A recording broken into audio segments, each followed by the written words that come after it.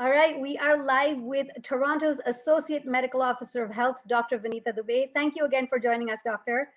Thanks, and hope your day's going well so far. So far, so good. Today, we've got a ton of questions again for Toronto's Associate Medical Officer of Health. My name is Dilshad Burman. I am a web writer with City News and 680 News, and I will be moderating this chat today. So let's get started right away. Lots to get through. We'll start with some travel questions. People are looking to travel now that things are opening up. So let's start with Brenda. Brenda says she's planning to fly to Toronto from Vancouver this summer, and she's unsure if she's supposed to quarantine for 14 days once she gets here. She's kept her bubble very small in Vancouver, under 10 people. Same for Toronto, it's going to be under 10 people. But then does she also need to quarantine after getting back to Vancouver? There seems to be a lot of information about international travel, but not interprovincial. Yeah, so that's a good question. Right now, there are no restrictions coming into Ontario from other provinces. So if you're visiting Ontario, you don't need to quarantine. And if you're visiting Toronto, though, and going back to your province, you'll have to check with your provinces. Some of the eastern provinces did have restrictions. As far as I know, Vancouver and BC doesn't have restrictions. So meaning that you won't have to quarantine when you go back, but it is certainly something that's worth clarifying before you go, because you don't want to find that there's something new that you have to follow. But for Ontario itself, if you travel within Canada, you do not need to quarantine for 14 days when you return. Oh, okay, that's great. And then I guess John C. Pretty much has the same question. Is there any provincial or federal government directive or regulation that would require me to quarantine myself from my workplace for 14 days if I traveled from Ontario to BC by plane? So if it's a workplace specific question, you should confirm that with your workplace. But in terms of public health advice and guidance for restrictions, there aren't. Sometimes in healthcare settings, there can be more strict restrictions. And so you should just check with your workplace to make sure that it's okay for you to travel. I know that a lot of workplaces in healthcare actually want to know if you are traveling, where you're going, and to be able to offer you that guidance. Right. And then a related one to the 14-day quarantine rule, Grape One asks, when do you anticipate that the 14-day quarantine rule will actually be eliminated? For travel, right now, travel outside of Canada requires that 14-day quarantine unless you have a particular exemption. So for example, truck drivers or certain essential workers do have exemptions. You can see that the virus continues to spread around the world. And we know that in March, a lot of our cases were related to travel. So travel, when it opens up, will continue to be higher risk. And so I think we can imagine going forward, we will have some sort of restrictions or quarantine related to travel, but we'll have to see as things, if the border opens up, if we allow more travel, what the recommendations are at that point. But anyone coming into Canada from abroad is required to quarantine for 14 days unless they have an exception. Right. Lots of mask questions as well again this week. So let's start with Ed. Ed says that he's heard stories about small particles of COVID-19 floating in the air for several minutes. So that's the discussion we had about airborne last week. So his question is, does he need to wear a mask while he's exercising outside, just walking for an hour? There's not too many people around when he's walking. So we don't recommend that you wear a mask when you're exercising. And also being outdoors, if you're able to physically distance, you do not need to wear a mask.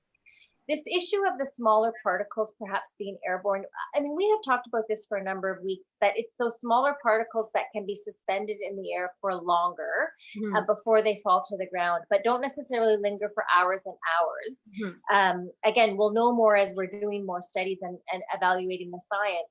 And so what that means, though, is that indoor settings can be higher risk because that ventilation, that constant through of air is not there. And so a smaller particle might stay in the air for longer compared to outdoors. So if you were exercising outdoors, you were able to keep a physical distance from others, you would not need to wear a mask. That would be fine.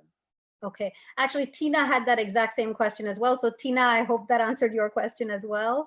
And then Elle asks, and this is a really interesting one. Is wearing a non-surgical mask sufficient when undergoing close contact medical exams like an ultrasound or a mammogram? So the most important thing when you go in these places, when you're having these procedures done, actually is the screening. And so before you actually go to these places, they should ask you to make sure you don't have a cough, fever, you're not feeling unwell. That's actually the first line of defense when you get in there. And then when you're in there, each of these healthcare facilities will have their own guidance for what you need to wear. But in general, a patient receiving those services would be fine to wear a non-medical mask. It would be the same thing if you were to go to an emergency department. They would not provide you with a medical mask. It would be a non-medical mask there as well. Right. Okay. Kathy asks, can I wear a seal plastic mask instead of the regular mask? I'm not sure plastic is the most breathable fabric. Yeah, so I have seen these. They're kind of like face shields, but they're like a mask only. And I think there are a number of things to consider. If it covers your nose and your mouth, and your chin, it's not gaping, well, then I don't have that actually covers the requirements in the mask bylaw and is important. If you were to cough or sneeze, it would capture it. I think what you would want to find out is, can you tolerate it? Can you breathe through it? Does it feel comfortable to you? But also after you use it, to make sure that you dispose of it. I don't believe that these things can be properly cleaned. Mm-hmm. And if you're planning to reuse it, you have to make sure that it's a reusable type mask and that it's cleaned and sanitized properly or disinfected properly, because a cloth mask, we know that you can throw it in the laundry and clean it, but I'm not sure about these other types. And then one more question regarding types of masks. There are some masks that have these valves on them that seem to, I don't know if it's for better breathing or whether it's for filtration. Are those as effective if there's basically like a hole in the mask? So there shouldn't be an actual hole in the mask. I know that there are certain masks have a layer where you could put a filter paper, for example, as you said, some sort of filtration. So, but the mask should itself cover. There shouldn't be a hole in the mask. If it's actually an outflow valve or something like that, that's something to know. But again, there haven't been any studies to necessarily say that those are better for you. And we're certainly not recommending that you have to wear a mask that has a filter paper or something through it. Okay.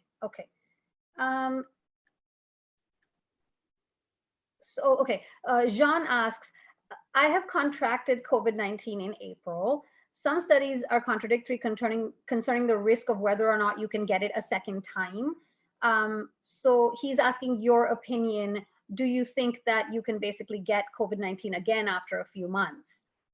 I think it could be possible. I mean, I wouldn't say that it's not possible at all. Mm-hmm. It could be, it depends. We're not quite sure how long your immunity will last. It may only last for a couple of months. We know with something like influenza, you can actually get influenza every year. Right. That's why you need to be vaccinated every year. Mm-hmm. And so I think just because you had it doesn't mean that you should feel like you're now protected forever. And mm-hmm. You're still going to need to take those same precautions. And as well, if you have symptoms, you will still need to get tested. Right. But but I'm not aware of any definitive proof that reinfection is possible. But given what we know, again, we only know from people who have been infected since the end of December, really, until now. And so it's something to watch for.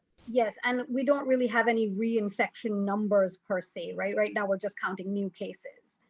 That's right. And there's two things here. One is if you had an infection and within the last 90 days thereafter, you get tested again, but you don't have symptoms. It could be that you turn positive, but it doesn't necessarily mean that you've been infected again. You're still shedding old virus compared to those who had it, and then they actually get symptoms again and are tested and are positive. Yeah. Yes, you mentioned this. So there's the 14-day recovery period, and then up to 90 days, you could be shedding the virus, which means that it could still be in your system.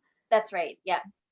So I think actually this one is you've probably just answered this, but I'll ask it anyway. Yeah. Rob asks, I'm curious to know if someone suspects they may have contracted the virus but never got tested, how long does the virus stay in their system to still represent a possible contraction, by someone else? So I guess how long are you contagious? So you're contagious, we say up to 14 days from when your symptoms started. If you never had symptoms, then we use 14 days from when your test was done. And after that, the vast majority of people are no longer considered contagious. The only caveat is if you were very sick in hospital, it might take you longer in order to clear the virus. But for most people, it's those 14 days. Okay, and these are two similar questions from Christine and John. Christine asks, where do I go to be tested if I think I had the virus in late February? So right now, there's no way for you to get tested to see if that's what you had in February. I think actually I've heard this question on in a number of different places to say, well, maybe what I had in March, that illness that I had was actually COVID. There's a couple of things that I can say about that. While not everyone was able to be tested early on in the outbreak, we still did have a lot of testing going on. And we still know that for all the tests that were done in the beginning of March, the people who actually had symptoms of COVID and were tested, maybe even had travel, less than 10% of those people actually had COVID. And so we still know that even early on in the outbreak, there were other viruses that were making people sick. We're going to have to see if antibody testing might help us to determine if that's what it was that we had. But even still, even if you were to be able to pinpoint and say, well, that's what I had in February, if you're not clear how long your immunity is going to last. And so it's probably not going to help you very much going forward. And I believe currently the antibody testing that is happening is trying to determine that exact thing, that even if you have the antibodies, how long are they going to last? Are you still susceptible? And those studies are still ongoing. That's right. It's not definitive by any means. Right. So similarly then, John asks, I had COVID-like symptoms in early December. Should I get tested to see if I had or still have the virus? So that's the same. In early December, we don't think that we actually had COVID. We know in Toronto, our first case was January 25th, and it was related to travel to Wuhan, China, where the first cases were identified. I actually don't think that we had COVID in Canada in December, because you can see how without public health measures, COVID can actually spread quite rapidly. And so if we had it here but undetected in November, December, you could have imagined that we would have by January and February had many, many cases of people getting sick with maybe something we weren't sure of. So I think that's one thing that I can say is the first case in Toronto and even in Canada was on January the 25th. And we know that that person was put into quarantine right away and didn't result in any further spread. Okay. This is interesting. I'm not sure if we have these statistics. VCS asks, what age group is now contracting COVID-19? Have we seen like a shift in the statistics? Is it younger? Is it older? Yes, we have seen a shift in the statistics actually. So we know early on, we actually know that many of our cases were related to long-term care homes in particular. And those people who live in long-term care homes are actually older. And so that's why we were seeing many older people who were getting infected. But we've actually, through our interventions, which is actually really amazing, the outbreaks in long-term care homes have actually come under very good control. And the cases in long-term care homes are actually much, much less than they were. And so what we're finding now is actually that it's younger adults who are more likely to get infected. Overall, for all of the cases we've seen, actually the 50 to 59-year-old age group had the most cases, but we're starting to see more children with the infection, more 20 to 30s, 30 to 40s who are getting infected. So the age range is certainly getting younger. Okay, that's very interesting. And again, a warning for people to continue doing what we're doing. Exactly. And a warning for young people who may think, oh, that's something that we dealt with a couple of months ago. We had the lockdown for that and it's not an issue anymore. And actually it is. And you drop your guard and you're going to get it. Yeah. So Alkesh asked, I believe we've covered this before, but good to reiterate again. Alkesh asked, how many strains of COVID-19 have so far been identified? And if so, has one strain caused more mortality than others?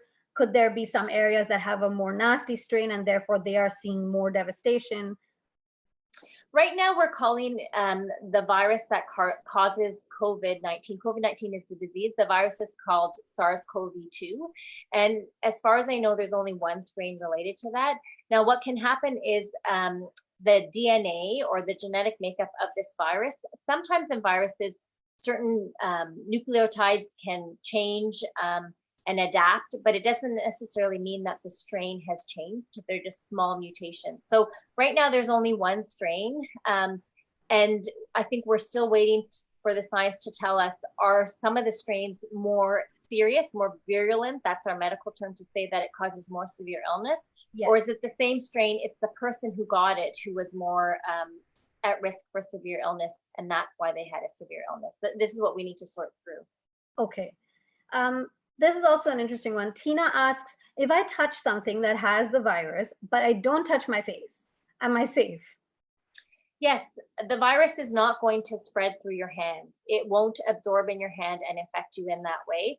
The only way that it will get into you is if you actually expose what are called your mucous membranes. So classically your eyes, your nose, your mouth.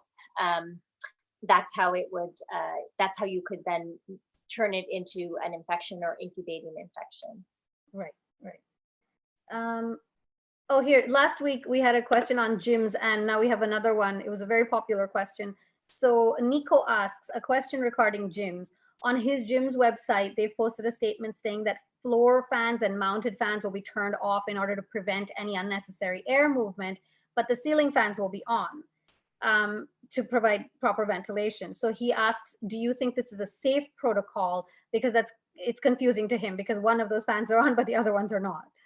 Yeah, so we actually have guidance that we're working on to provide gyms for when they'll be able to open in Toronto. The ceiling fans are actually good to increase ventilation and are not a higher risk. What we've seen in the literature is it's when the fans actually are directed onto a person and the fan can then contribute to spreading those droplets further. That's the kind of fan that we don't want. And so we say even fans that are in a room, point them to the walls, point them down, point them up, but don't point them so that they can kind of recirculate droplets from people to other people. Okay, that makes sense. Laura asked, and again, I guess we've just covered the age question, but is it true that only elderly people can be contagious? And how are healthy people becoming infected? No, it's not true that only elderly people can be contagious. Actually, anyone who has the virus, 48 hours before their symptoms start, they're contagious. Up until right now we're using 14 days from when the symptoms start. So you're actually contagious, we say, for up to 16 days. And so that's why we're actually recommending you wear a mask, because you won't know 2 days before your symptoms start. You're going to feel just fine and you may carry on. And that's why it's important to do some of our measures, because you can't always tell when you may be contagious to others. Right. So that was the first question. What was the second question? So she's asking, how are healthy people becoming infected? Right. So healthy people are becoming infected because they've been exposed to someone who has the virus. And essentially they're not keeping that 6 feet distance between whoever they're having conversations with or whoever they're hanging out with. And someone is contagious with or without symptoms, and that's how they're getting exposed. Okay. I guess this is about the test. It's interesting. Clayton asks, why do you need masks if the virus is at the back of your throat? Because when they do the test, they do the swab up your nose or in the back of your throat. Yeah, so the reason why they do the swab, it's called nasopharyngeal, and we do it right at the back of the nose, is because that's where we can reliably detect virus. But there are actually swabs that do throat swabs, saliva swabs. So the virus can be anywhere kind of in the head and neck type area. And so if you sneeze, you can imagine that the virus that's in your nose will come out if you're coughing, if you're talking. So that's why it's spread through those droplets, and those droplets, even if they're in your mouth, can have the virus in them. But we do the test at the back of the nose because that's where the virus more readily sits. And so we're more confident that if we do the test there, if it's negative, we can say, well, probably you're not infected. Okay, so Paul, I guess, has a similar question as well. Why do I need the swab through the nose to the back of my head when my saliva can spread the virus? Exactly. So there are some tests that use saliva. We don't have those available right now in Canada, but they're likely to be coming. They're certainly available in the US. And as I said, some places you can do it, even just a nasal swab, not a deep nasal swab, or a throat swab as well. And I think as we do more of these tests, we can figure out, well, actually, what is the best test to be able to do.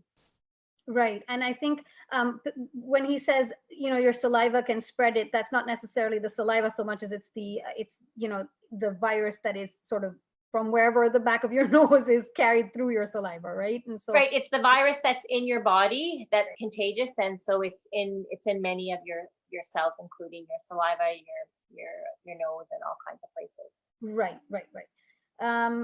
Okay, Nathan asks, regarding mask rules, why aren't we enforcing the mask rules? And if we're not enforcing it, why are we passing it in the first place? Because it's people are going to disobey it and conflict is going to happen. Yeah, I mean, the reason why we have a mask bylaw is because we want more people wearing masks. I mean, that's the bottom line. And we know that we've had a strong recommendation. I've talked about it, in June many times, that Toronto Public Health strongly recommends that people wear a mask, especially when you can't physically distance. And so we saw many, many people wear masks, maybe even 50% were wearing masks with that recommendation. But we need more people wearing masks to really make an impact. There was a recent study that was published by the Centers for Disease Control that looked at in a hair salon. And everyone was wearing a mask and nobody got COVID. And so I think what we realized is, if one person wasn't wearing a mask, maybe that person might have gotten it. And so I think that's the reason why we have the bylaw, is because we need more people wearing the mask. In terms of enforcement, there is enforcement related to the bylaw. There certainly are fines that can be passed out. Right now, what we want, though, is that businesses have a policy that they follow the bylaw, and to use education right now to get people up to speed on what the requirements are to ensure that we get more people wearing masks. That's really our goal. Right. And I mean, businesses technically are able to say, no, you cannot enter without a mask. They are able to refuse service if they so choose. So that's right. Businesses are able to adopt their policy, and that's part of the bylaw to decide who can and can't enter. But they are required to have a mask policy for sure. Okay. And I feel like if you're going out and about and entering various businesses, that's going to be reason enough for you to put a mask on. If you want to go shop, you got to put a mask on. I mean, that should be good enough reason. Yeah, I think it's part of our new normal that, going shopping, even to do basic errands, can be risky. And when we wear a mask, we're also protecting those, grocery store workers, retail workers. Yes. We're protecting them as well. And they need our protection. Absolutely, because that might be the only interaction I have all day, but I'm probably the 150th person they've interacted with all day, right? So definitely. That's right. Yeah. Okay, this is a good one. We had this last week, but definitely good to reiterate. Carrie asks, I'm worried about all of the farmers that are testing positive for COVID-19. Is our farm fresh food safe to eat after being harvested by somebody with the virus? The short answer is yes. There's no evidence that COVID-19 is spread through food.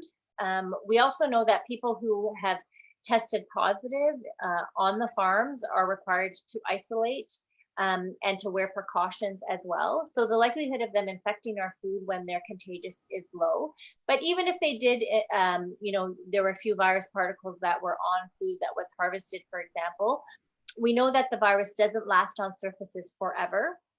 And so by the time it goes from the farm to, when you might choose to eat it, the virus might have died by then. But we also know that before you eat your food, we're still telling you to run it under cold water, and that also will help to remove any virus. But we also know that even if you were to ingest it, even if you were to eat it and it had virus, it's not likely to make you sick. Right, because ingesting that's not how you catch it. You catch it through the ENT system, ear, nose, and throat. That's right. Okay. So, and because we've had this so many times about ingesting it, and I think people are so used to, if you eat something, you get sick, like your stomach gets sick or you throw up or whatever. But this is important to know. If you eat something, you're not necessarily going to get COVID. You're not necessarily going to get COVID. You could get other things. Right, right. And yeah, but probably that's why you wash your vegetables. That's right. Right. You're doing it for more than just to prevent against COVID. Right. Absolutely. Okay, let's see, what else do we have? This is an interesting one. Kamala asks, various different countries are developing vaccines. Lots of them have had trials and things like that, and we're moving at a fairly fast clip. But how do we know which is the best one? Well, the COVID vaccines, I'm not sure that they're going to be tested vaccine A versus vaccine B. Right now, they'll be testing a COVID vaccine versus a placebo because there is actually no standard vaccine that is available. And so once you have a vaccine that shows that it works compared to nothing, and if it's approved by Health Canada, I mean, we'll have to see which vaccines are actually available in Canada. Just because you have a vaccine that's available in another country doesn't necessarily mean that that same vaccine will be available in Canada. Right. But you can imagine a few years down the line that we may have multiple vaccines for COVID and could decide which vaccine worked better. And I think that there will be scientific analysis that we can do to help determine that. We actually know that for a certain vaccine, that some vaccines actually do work better than others. And that's something that we can hopefully we'll be able to have that choice in the future. Absolutely. I mean, that all just comes down to even one vaccine getting, through the trials and approved first for human, testing, and then of course consumption. So fingers crossed. Yeah, that's right. Okay, this is also, I guess, another good one. Why can I not go to my general practitioner, to my GP, but dentists are working with droplets flying all over the air? You should be able to go to your GP or your family physician. And, certainly we're asking family doctors to be open in order to provide, for example, vaccinations to young children to make sure that they stay up to date with their vaccinations. Whether you go to your family doctor or you go to a dentist, you will have to take precautions. And so that'll include screening over the phone, wearing a mask, not coming when you're sick, or if you're sick, having special protocols to be seen in a way so that they don't prevent spread to others. But there's nothing to say that family doctors' offices need to be closed. So you could certainly find out from your doctor if they're choosing to remain closed when their plans are to open the practice. Okay. Yeah, because that was a few people asked that question, like, are doctors mandated to stay closed right now? And no, part of the reopening is to be able to have healthcare facilities open, to be able to do things that were before considered non-essential, to be able to have those clinics and stuff opening up. Okay. This is a good one. Anna asks, can you offer input on the expected severity of the flu this fall due to all the protocols in place for COVID-19? Right. So it's actually a good question, and let's hope that the flu will be less severe because more people will get vaccinated, and because of all the precautions we're taking, we'll actually also stop the spread of flu. I think that certainly is the hope. Flu spreads in similar ways to COVID. They're not identical viruses by any means. So that is the hope. I mean, it's not just flu that spreads in the fall, unfortunately. There are a host of other viruses that spread, and so having these precautions in place, hopefully we'll be able to prevent the spread of many of them, and we'll have to just wait and see. Couple last ones. I think I can squeeze in maybe two more. We have 2 minutes. Ferdinand asks, when a barber is cutting your hair, should he or she change the mask between clients? Not necessary, no, because the idea is that the mask he's not touching the mask, but while he's providing care to you. And so I think the more important thing, if he touches the mask, is that he washes his hands, but the mask itself being on between clients should not interfere or prevent or contribute to any spread, because the mask itself can't spread droplets. Okay, and then we'll do this last one. Timothy asks, how come wait staff can serve beverages and things like that, but businesses like hair salons and other personal care businesses can't serve you food or beverages? What is the difference? So in a personal service setting like a hair salon, we've asked that they don't serve food and drinks during COVID because it just increases the risk. There could be contamination on the water bottle or the glass. And we just want to be able to reduce as much risk as we can. And so we're talking a lot, you've heard a lot about essential services, the bare minimums, not have extras. And really all of that is to be able to prevent as much spread from contamination as we can. Okay, and of course, I mean, in a restaurant, obviously that's what you're there for. That's where they're serving you beverages. That makes sense.